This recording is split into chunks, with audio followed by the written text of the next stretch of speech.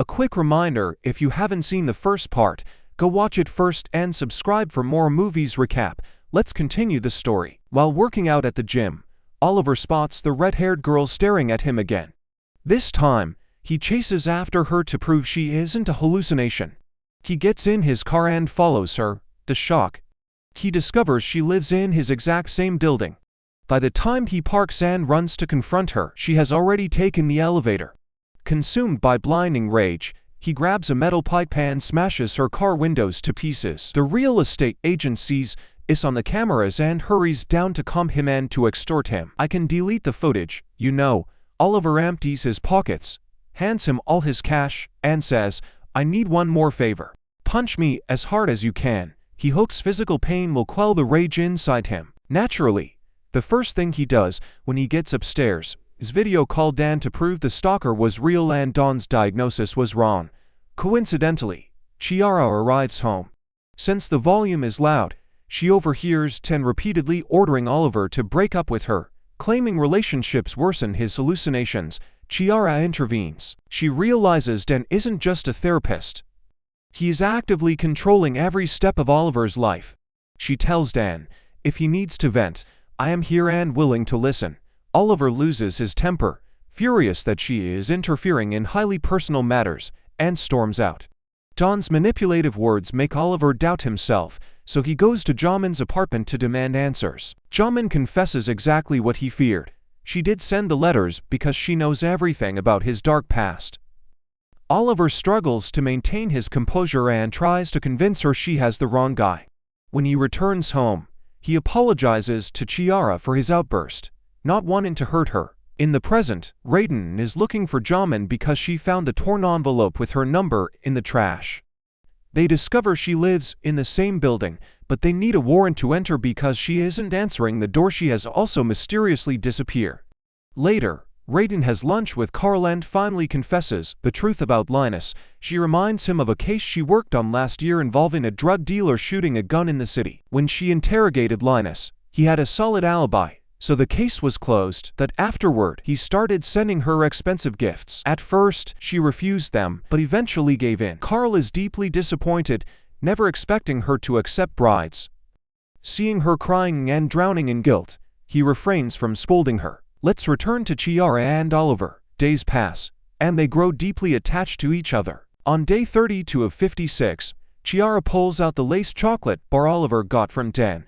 She is extremely eager for them to try it together because the packaging states that eating for pieces will act as a truth serum, making you reveal all your secrets. She insists until he agrees. Meanwhile, Sheila receives a notification that the $100,000 transfer has cleared. She stares at the amount in absolute shock, unable to believe her little sister actually pulled it off. Oliver takes Ciara to a restaurant for lunch.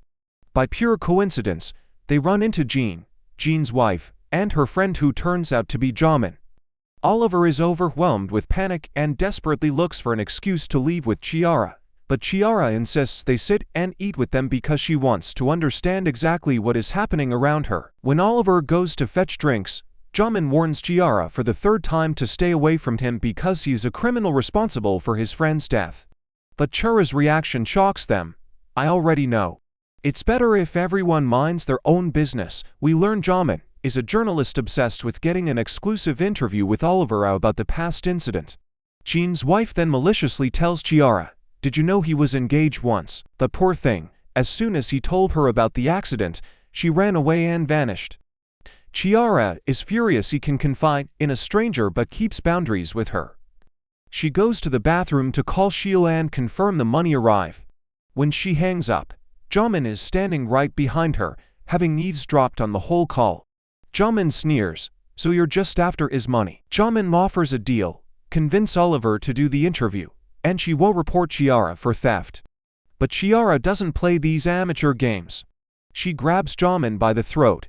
She refuses to conspire against Oliver. "I took his money, yes, but in return, I am going to fix him and make him better."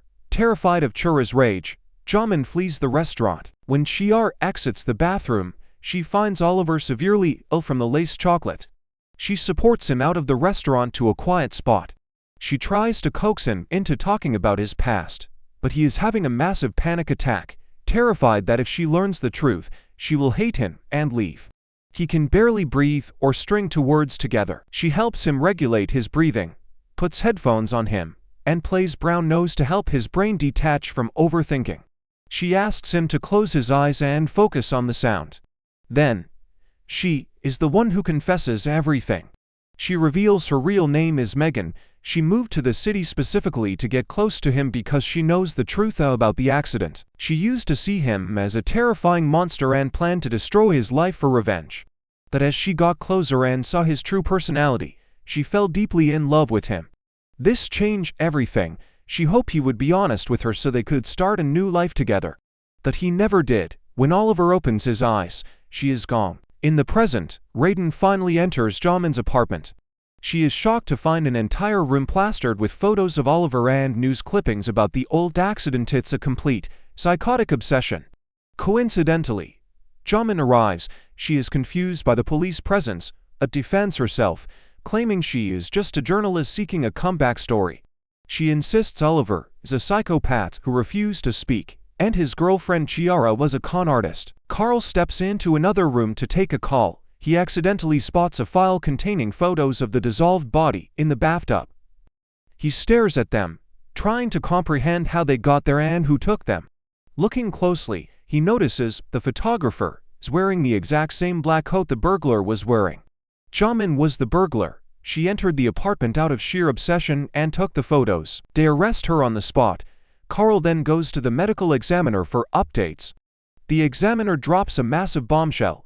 The body in the bathtub is a man, not a woman. This flips the entire case upside down. There is a huge possibility that Oliver is the victim and Ciara is the killer. Meanwhile, Raiden meets Linus, his car. Their relationship wasn't just about bribes, it turned into a twisted romance. She meets him specifically to end this toxic relationship because she won't risk her career for him. But Linus doesn't take no for an answer and tries to physically assault her. Luckily, Carl, who had been tailing her, intervenes and threatens to throw Linus in jail if he ever touches her again. Flashback to Oliver. He returned home to find Ciara packing her bags. He finally decided to tell her everything, even if it made her hate him.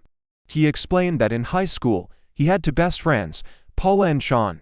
One day, they were joking around near a river. The joke turned into a fight. Sean grabbed Paul, and they both fell into the water. Paul drowned. I just stood there and watched. I couldn't move.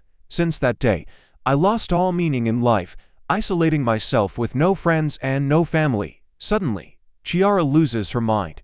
She knows he is lying to her face. She screams that she never wants to see him again, grabs her bag, and leaves. When she reaches her sister's house, Sheila is waiting for her, having figured out her entire revenge plan. Sheila demands to know why Megan is defending him. Are you seriously defending the monster? Do you have any idea what his billionaire family will do to you when they realize you stole their money? Sheila shatters Megan's romantic delusion, pulls out a gun, and hands it to her. We have to eliminate Oliver permanently. Megan begs Sheila to stay out of it, promising she will handle it. Meanwhile, Oliver is drowning in his past. He can't imagine his life without her. He goes to her apartment, only to learn from a neighbor she hasn't been there in weeks, and there were no renovations. He rushes to her company, receiving the second massive shock. No employee by that name works there.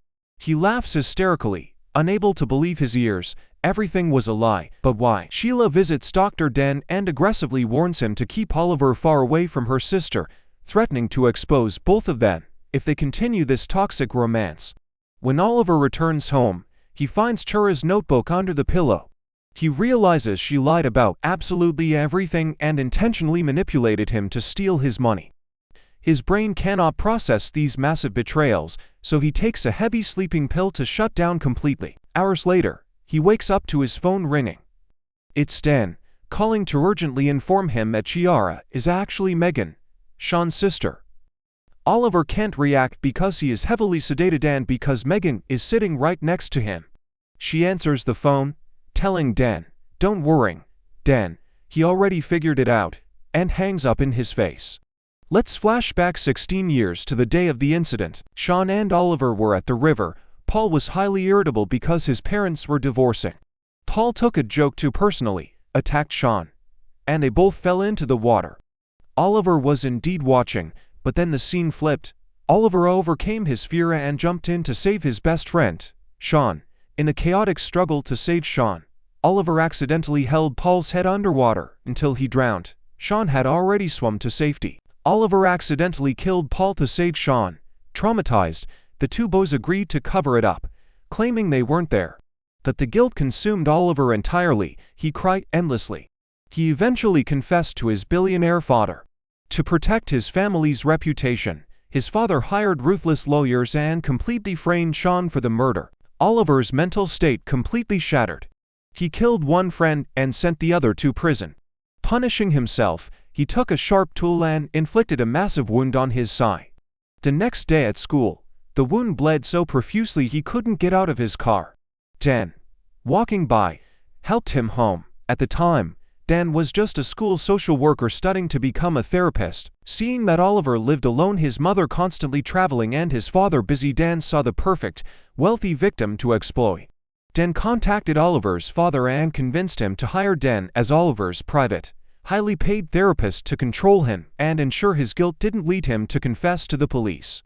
Back then, young Megan was the only one who knew her brother wasn't alone that day, because she saw Oliver in the car when he dropped Sean off. When she tried to tell her mother dismissed her as an attention-seeking child. Because Megan kept this crucial information to herself, her brother was found guilty and sent to prison. After years of torment, Oliver decided to visit Sean in prison to help him.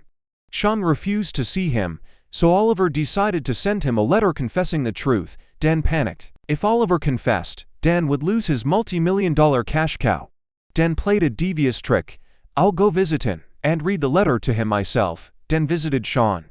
But instead of reading the letter, he used deep psychological manipulation. He convinced Sean that the only way to escape the label of murderer was to end his own life, because a loophole in the law dictates that if an inmate dies before their sentence is complete, their record is cleared and they are legally innocent. Sean desperately wanted to be innocent, so he committed suicide in prison. When Sean's family received the news, Megan was crushed by guilt, believing that if she had spoken up, he might have survived. Sheila, terrified the guilt would destroy Megan's life, convinced her that in this corrupt world ruled by money, speaking up wouldn't have changed a thing. Let's return to the apartment with Megan and Oliver. When Oliver wakes from the sedative, Megan explains everything. She admits she hated him and dreamed of destroying him, but when she got close, she saw a pure-hearted man tortured daily by his past. Oliver apologizes. He had multiple chances to tell her the truth but was too terrified.